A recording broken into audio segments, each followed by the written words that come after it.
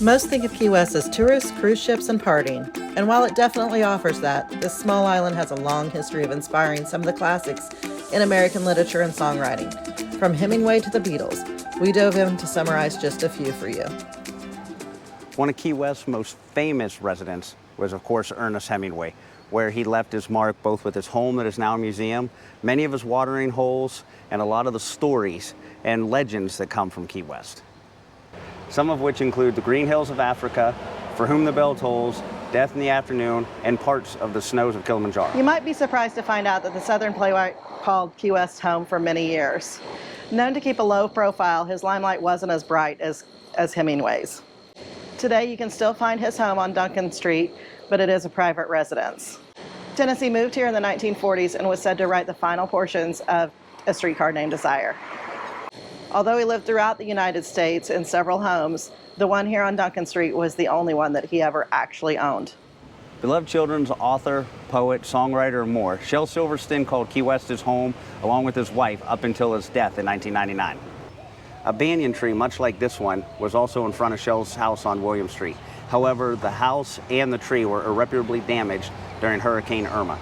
The tree had a bicycle in it, where the tree had grown around the bike, causing many locals to say it's where the sidewalk ends. The banyan tree that sat outside his home was the inspiration for his 1964 book, The Giving Tree.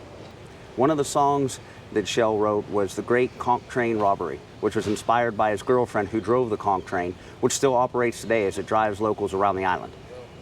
Beginning in 1945, the poet Robert Frost spent 16 consecutive winters here in what it now bears his name, the cottage that he called the Madhouse. It was here that he penned one of his most popular poems, The Gift Outright. Later, Thornton Wilder wrote The Matchmaker here. Truman Capote spent winters here in Key West, and it was here at the Pier House where he wrote Unanswered Prayers. Tom Corcoran was a Key West legend. He has so much about him that you're gonna have to forgive me, I have to look down at the list. He first moved to Florida in 1970 and spent 15 years in the Lower Keys.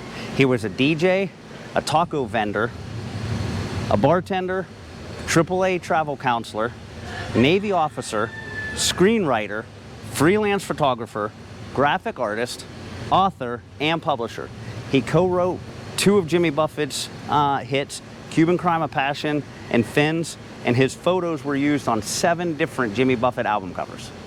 Right here at the Chart Room Bar in November 1971 is what really started Jimmy Buffett and the phenomenon of the Parrot Heads and the Margaritaville Empire.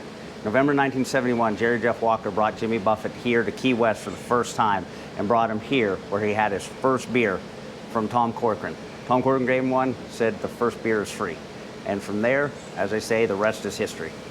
From the very beginning, this was always the old timers bar. And you will hear of all the crazy stories with Hunter S. Thompson, Tom Corcoran, Tom McGuane, and all that. And let me just tell you, they are some very, very crazy stories. So I've talked about Jimmy Buffett and the classics that he wrote here, but his recording studio here, Shrimp Boat Sound, is still in use, and it has people like Toby Keith, Kenny Chesney, to name a couple, and Jimmy himself that are still recording here in Key West and making fantastic music. This bookstore is owned by Judy Blume, the famed author of the coming-of-age books like Are You There, God? It's Me, Margaret. She spends most of her time in Key West and describes it as being childlike. You ride your bike, you run into friends, and you take naps daily. Sounds great, right? Maureen Ogle wrote about things we all care about. Key West history, the history of beer in America, and the history of meat in America. She wrote a book about the pirates of 1820 up till the hippies, drugs, and Jimmy Buffett of the 60s and 70s. You can find her books all about Key West history and all about the island's history on her very good reads. George Murphy was a prolific poet, actor, and politician.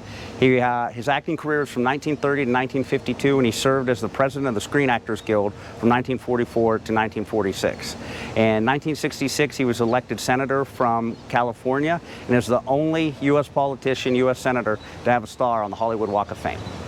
But we promised you the Beatles. The group spent a perhaps drunken yet memorable night on the island while protesting the segregation of their next venue in Jacksonville. It was this night that inspired the McCartney-penned song Here Today. There's a link in the description to visit our site to discover more about the creators of the area.